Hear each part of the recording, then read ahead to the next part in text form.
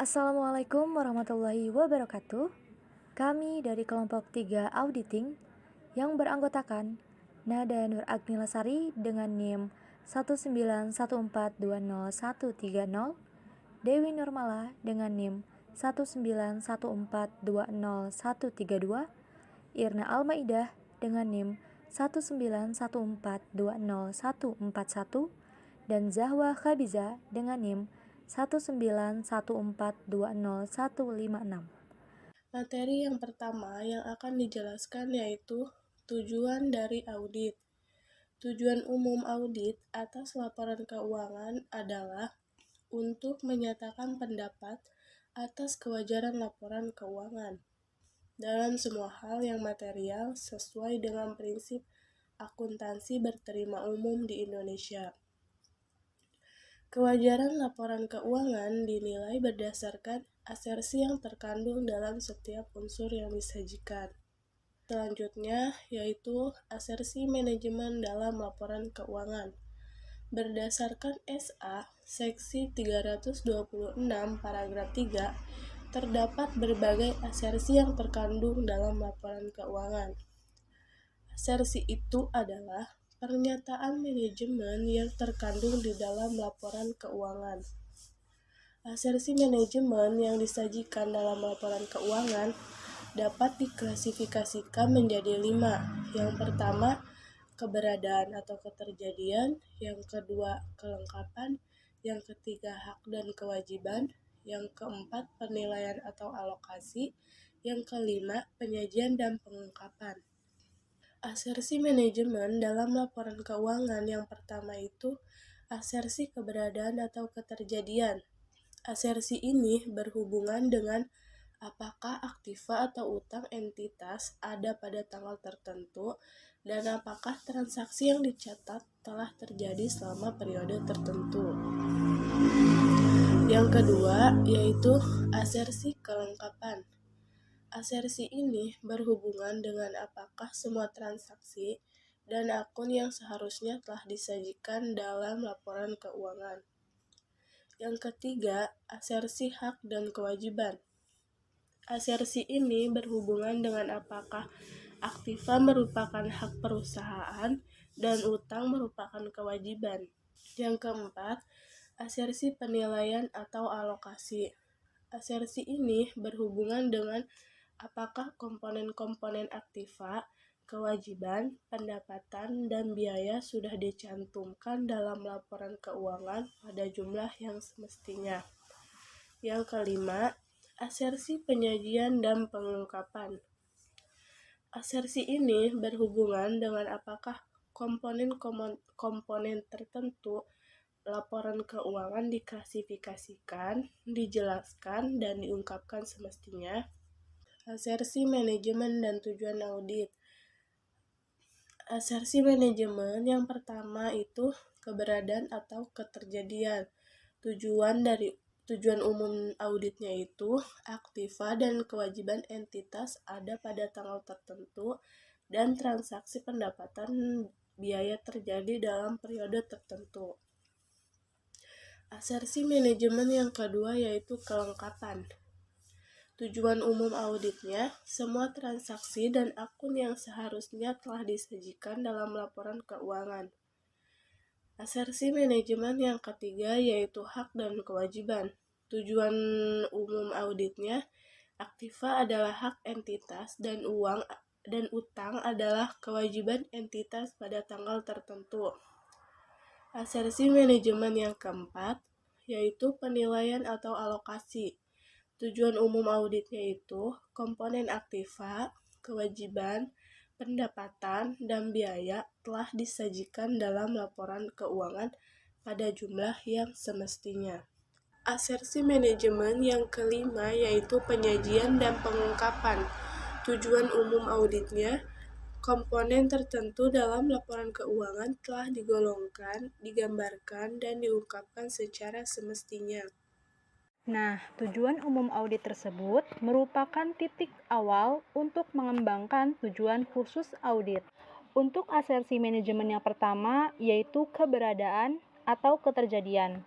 Tujuan khusus audit terhadap kasnya yaitu kas di bank, dana kas kecil, kas yang belum disetor ke bank, dan unsur kas lain yang disajikan sebagai kas dalam neraca ada pada tanggal neraca. Yang kedua adalah kelengkapan.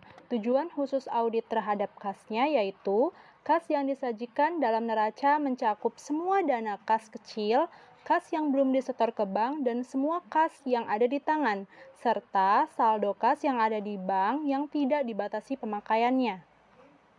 Lalu yang ketiga adalah hak dan kewajiban. Tujuan khusus audit terhadap kasnya yaitu semua unsur yang dimasukkan ke dalam kas dimiliki oleh entitas pada tanggal neraca. Lalu yang keempat adalah penilaian atau alokasi.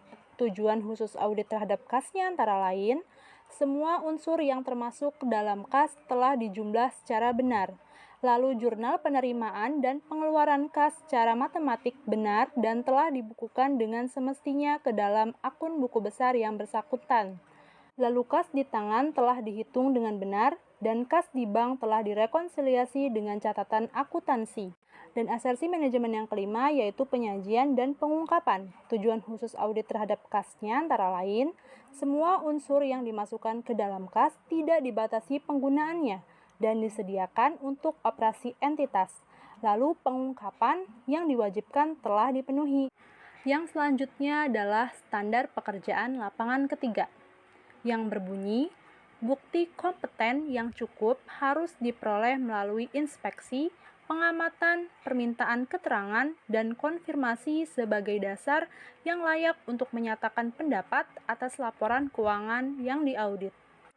Ada 4 hal penting dalam standar pekerjaan lapangan ketiga, antara lain, yang pertama, bukti audit. Bukti audit adalah segala informasi yang mendukung angka-angka atau informasi lain yang disajikan dalam laporan keuangan, yang dapat digunakan oleh auditor sebagai dasar yang layak untuk menyatakan pendapatnya. Bukti audit yang mendukung laporan keuangan terdiri dari data akuntansi dan semua informasi penguat atau corroborating information yang tersedia bagi auditor. Lalu yang kedua adalah cukup atau tidaknya bukti audit. Faktor yang mempengaruhi pertimbangan auditor dalam menentukan cukup atau tidaknya bukti audit adalah materialitas dan resiko, faktor ekonomi, serta ukuran dan karakteristik populasi. Lalu yang ketiga adalah kompetensi bukti audit. Kompetensi bukti audit berhubungan dengan kualitas atau keandalan data akuntansi dan informasi penguat. Kompetensi bukti audit ini terbagi menjadi 2, yaitu kompetensi data akuntansi, yakni keandalan catatan akuntansi yang dipengaruhi secara langsung oleh efektivitas pengendalian intern. Lalu yang kedua adalah kompetensi informasi penguat. Kompetensi ini dipengaruhi oleh beberapa faktor, antara lain relevansi, yaitu bukti audit harus berkaitan dengan tujuan audit. Lalu sumber, yakni bukti audit yang berasal dari sumber di luar organisasi klien pada umumnya, yang merupakan bukti yang tingkat kompetensinya dianggap tinggi. Lalu ketepatan waktu. Hal ini berkaitan dengan tanggal berlakunya bukti yang diperoleh auditor. Lalu objektivitas, yaitu suatu bukti yang bersifat objektif umumnya dianggap lebih andal dibandingkan dengan bukti yang bersifat subjektif. Dan yang terakhir adalah cara pemerolehan bukti. Yang keempat adalah bukti audit sebagai dasar yang layak untuk menyatakan pendapat auditor. Pertimbangan auditor tentang kelayakan bukti audit dipengaruhi oleh beberapa faktor, antara lain, yang pertama pertimbangan profesional. Faktor ini menentukan keseragaman penerapan mutu dan jumlah bukti yang diperlukan dalam audit. Lalu ada integritas manajemen. Faktor ini bertanggung jawab atas asersi yang tercantum dalam laporan keuangan. Selanjutnya ada kepemilikan publik versus terbatas. Faktor ini disebabkan karena dalam perusahaan publik, laporan audit digunakan oleh pemakai dari kalangan yang lebih luas. Oleh karena itu, auditor mempertimbangkan kelayakan bukti audit untuk mendapatkan tingkat keyakinan yang lebih tinggi. Dan faktor yang terakhir adalah kondisi keuangan. Faktor ini menghendaki auditor untuk mempertahankan pendapatnya atas laporan keuangan auditan dan mutu pekerjaan audit yang telah diselesaikan. Tipe bukti audit. Tipe bukti audit dapat dikelompokkan menjadi dua golongan, yaitu tipe data akuntansi dan tipe informasi penguat. Tipe data akuntansi terbagi menjadi dua, yaitu pengendalian intern dan catatan akuntansi. Pengendalian intern yaitu untuk mengecek ketelitian dan keandalan data akuntansi. Sedangkan catatan akuntansi yaitu untuk mengolah transaksi keuangan guna menghasilkan laporan keuangan. Selanjutnya, tipe informasi penguat dibagi menjadi 6, yaitu bukti fisik, bukti dokumenter, perhitungan, bukti lisan, perbandingan dan rasio, serta bukti dari spesialis. Bukti fisik yaitu bukti audit yang diperoleh dengan cara inspeksi atau perhitungan aktiva berwujud, dikumpulkan oleh auditor dalam pemeriksaan terhadap sediaan dan kas. Lalu ada bukti dokumenter, yaitu dibuat dari kertas bertuliskan huruf dan atau angka atau simbol lain. Bukti dokumenter dibagi 3 golongan, yaitu bukti dokumenter yang dibuat oleh pihak luar yang bebas yang dikirimkan langsung kepada auditor, bukti dokumenter yang dibuat pihak luar yang bebas yang disimpan dalam arsip klien, serta bukti dokumenter yang dibuat dan disimpan dalam organisasi klien. Lalu yang ketiga ada perhitungan, yakni untuk membuktikan ketelitian perhitungan yang terdapat dalam catatan klien. Contohnya, footing, cross-footing, perhitungan biaya depresiasi, serta penentuan taksiran kerugian piutang usaha, laba per saham, dan taksiran pajak perseroan. Yang keempat, bukti lisan, yaitu auditor meminta keterangan secara lisan kepada karyawan kliennya tersebut sehingga menghasilkan informasi tertulis atau lisan. Yang kelima, perbandingan dan rasio, yakni untuk menentukan akun atau transaksi yang akan dipisahkan guna penyelidikan yang lebih insentif. Yang keenam, bukti dari spesialis, yakni auditor dapat menerima hasil penemuan spesialis sebagai bukti audit yang andal. Panduan penggunaan bukti audit dari spesialis diatur dalam SA Seksi 336 Penggunaan Pekerjaan Spesialis. Selanjutnya, prosedur audit. Prosedur audit yang biasa dilakukan oleh auditor meliputi inspeksi, yakni pemeriksaan secara rinci terhadap dokumen atau kondisi fisik sesuatu. Yang kedua, pengamatan atau observation, yaitu untuk melihat atau menyaksikan pelaksanaan suatu kegiatan. Yang ketiga, permintaan keterangan atau inquiry, yaitu meminta keterangan secara lisan, sehingga bukti audit yang dihasilkan yaitu bukti lisan dan bukti dokumenter. Yang keempat, konfirmasi, yakni untuk memperoleh informasi secara langsung dari pihak ketiga yang bebas. Yang kelima, penelusuran atau tracing, yaitu auditor melakukan penelusuran informasi sejak mula-mula data tersebut direkam pertama kali dalam dokumen. Dilanjutkan dengan pelacakan pengolahan data tersebut dalam proses akuntansi. Yang keenam, pemeriksaan bukti pendukung atau vouching, yakni meliputi inspeksi terhadap dokumen-dokumen yang mendukung suatu transaksi atau data keuangan untuk menentukan kewajaran dan kebenarannya, dan pembandingan dokumen tersebut dengan catatan akuntansi yang berkaitan. Yang ketujuh, perhitungan atau counting, yakni meliputi perhitungan fisik terhadap sumber daya berwujud seperti kas atau sediaan di tangan, dan pertanggungjawaban semua formulir bernomor urut tercetak. Yang kedelapan, scanning, yaitu review secara cepat terhadap dokumen, catatan, daftar untuk mendeteksi unsur-unsur yang tampak tidak biasa yang memerlukan penyelidikan lebih mendalam. Yang kesembilan, pelaksanaan ulang atau reperforming, yakni pengulangan aktivitas yang dilaksanakan oleh klien yang umumnya diterapkan pada perhitungan dan rekonsiliasi yang telah dilakukan oleh klien. 10. Teknik audit bebantuan komputer atau Computer Assisted Audit Techniques, yakni dilakukan jika catatan akuntansi klien diselenggarakan dalam media elektronik. Selanjutnya, audit yang mengandung risiko besar. Auditor harus waspada jika menghadapi situasi audit yang mengandung risiko besar seperti pengendalian intern yang lemah, kondisi keuangan yang tidak sehat, manajemen yang tidak dapat dipercaya, penggantian auditor, perubahan tarif atau peraturan pajak atas laba, usaha yang bersifat spekulatif, serta transaksi perusahaan yang kompleks. Lalu selanjutnya, keputusan yang harus diambil oleh auditor berkaitan dengan bukti audit. Dalam proses pengumpulan bukti audit, auditor melakukan 4 pengambilan keputusan yang saling berkaitan. Di antaranya, 1. Penentuan prosedur audit yang akan digunakan. Daftar prosedur audit untuk seluruh audit unsur tertentu disebut program audit. Pada umumnya, program audit juga menyebutkan besarnya sampel tanggal pelaksanaan prosedur audit tersebut. Yang kedua, penentuan besarnya sampel. Besarnya sampel akan berbeda di antara audit yang satu dengan audit yang lain, dan dari prosedur yang satu ke prosedur audit yang lain.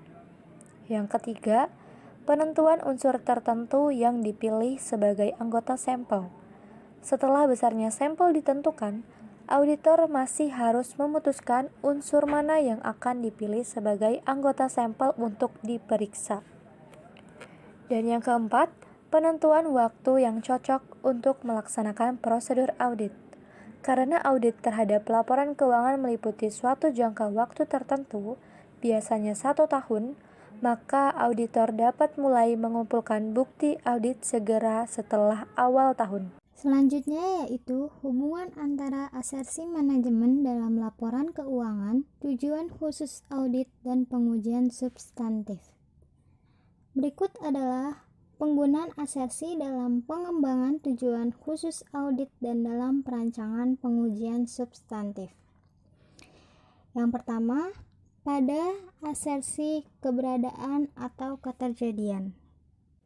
Tujuan khusus auditnya yang pertama yaitu memastikan bahwa sediaan yang dicantumkan dalam neraca secara fisik ada. Untuk pengujian substantifnya yaitu dengan mengamati penghitungan fisik sediaan, mendapatkan konfirmasi atas sediaan yang ditempatkan di lokasi luar perusahaan, menguji transaksi sediaan di antara tanggal awal penghitungan fisik sediaan dengan tanggal neraca. Kemudian tujuan khusus auditnya yang kedua, yaitu memastikan bahwa sediaan merupakan unsur yang disimpan untuk dijual atau digunakan dalam kegiatan normal bisnis. Untuk pengujian substantifnya yaitu mereview kartu sediaan, catatan produksi, catatan pembelian sebagai petunjuk kegiatan yang bersangkutan dengan sediaan, membandingkan sediaan dengan katalog penjualan sekarang dengan laporan penjualan dan laporan pengiriman barang, menggunakan jasa spesialis untuk menguatkan sifat produk yang khusus. Kedua, asersi kelengkapan. Adapun tujuan khusus auditnya yaitu memastikan bahwa sediaan meliputi semua produk, bahan baku dan bahan penolong, dan bahan habis pakai yang ada di tangan perusahaan.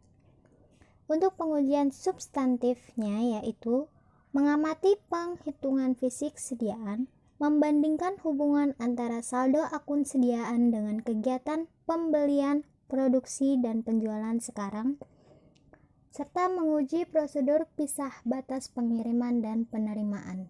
Tujuan khusus auditnya yang kedua yaitu kuantitas sediaan meliputi semua produk, bahan baku, bahan penolong, dan bahan habis pakai yang dimiliki oleh perusahaan yang masih dalam perjalanan maupun yang disimpan di lokasi luar perusahaan.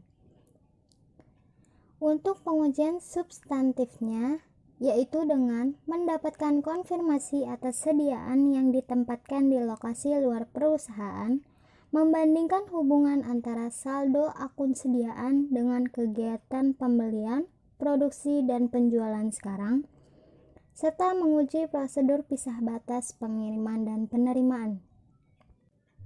Tujuan khusus auditnya yang ketiga yaitu daftar hasil penghitungan fisik sediaan dikompilasi dengan teliti dan totalnya telah dimasukkan ke dalam akun sediaan. Untuk pengujian substantifnya yaitu dengan menelusuri hitung uji yang dicatat dalam kartu penghitungan fisik sediaan ke dalam daftar hasil penghitungan fisik sediaan, meminta pertanggungjawaban semua kartu penghitungan fisik dan daftar hasil penghitungan fisik yang digunakan untuk mencatat hasil penghitungan fisik sediaan, serta merekonsiliasi hasil penghitungan fisik dengan kartu sediaan dan saldo akun sediaan dalam buku besar serta menyelidiki fluktuasi yang signifikan. Ketiga, pada asersi hak dan kewajiban. Tujuan khusus auditnya yang pertama yaitu memastikan bahwa entitas memiliki hak milik secara hukum atau hak milik serupa terhadap sediaan. Untuk pengujian substantifnya yaitu dengan mengamati penghitungan fisik sediaan, mendapatkan konfirmasi atas sediaan yang ditempatkan di lokasi luar perusahaan, serta memeriksa faktur dari pemasok yang telah dibayar, perjanjian konsinyasi, dan kontrak. Tujuan khusus auditnya yang kedua yaitu memastikan bahwa sediaan tidak mencakup unsur yang telah ditagihkan kepada customer atau dimiliki oleh pihak lain. Untuk pengujian substantifnya yaitu dengan memeriksa faktur dari pemasok yang telah dibayar, perjanjian konsinyasi dan kontrak, serta menguji prosedur pisah batas pengiriman dan penerimaan. Keempat, pada asersi penilaian atau alokasi. Tujuan khusus auditnya yang pertama yaitu memastikan bahwa sediaan dinyatakan secara semestinya pada kosnya, kecuali jika harga pasarnya lebih rendah. Untuk pengujian substantifnya yaitu dengan memeriksa faktur dari pemasok, mereview tarif upah karyawan langsung, serta memeriksa analisis selisih harga pembelian dan selisih biaya produksi. Tujuan khusus auditnya yang kedua yaitu memastikan bahwa unsur sediaan yang lambat perputarannya, berlebihan, rusak, dan usang yang dimasukkan ke dalam sediaan telah diidentifikasi.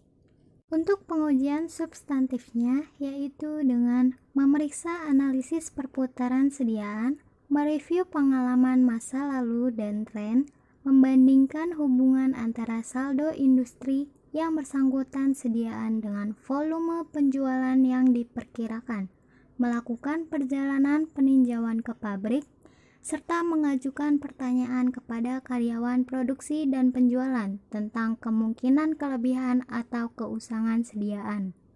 Tujuan khusus auditnya yang ketiga yaitu memastikan bahwa sediaan dikurangi jika semestinya demikian ke kos pengganti atau nilai bersih yang dapat direalisasikan.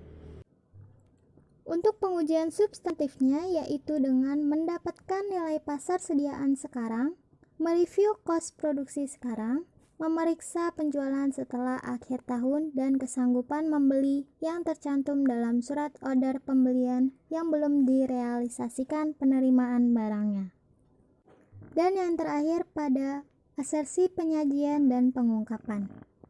Tujuan khusus auditnya yang pertama yaitu memastikan bahwa sediaan digolongkan dengan semestinya dalam neraca sebagai aktiva lancar. Untuk pengujian substantifnya yaitu dengan mereview draft laporan keuangan. Tujuan khusus auditnya yang kedua yaitu memastikan bahwa golongan besar sediaan dan dasar penilaiannya diungkapkan secara memadai dalam laporan keuangan. Untuk pengujian substantifnya yaitu dengan membandingkan pengungkapan yang dicantumkan dalam laporan keuangan dengan yang ditetapkan dalam prinsip akuntansi yang berlaku. Tujuan khusus auditnya yang ketiga yaitu memastikan bahwa sediaan yang digadaikan atau dititipkan ke perusahaan lain diungkapkan secara memadai. Untuk pengujian substantifnya yaitu dengan mendapatkan konfirmasi tentang sediaan yang digadaikan di bawah kontrak penarikan pinjaman. Cukup sekian pemaparan dari kelompok kami. Mohon maaf apabila ada kesalahan atau kekurangan. Terima kasih. Wassalamualaikum warahmatullahi wabarakatuh.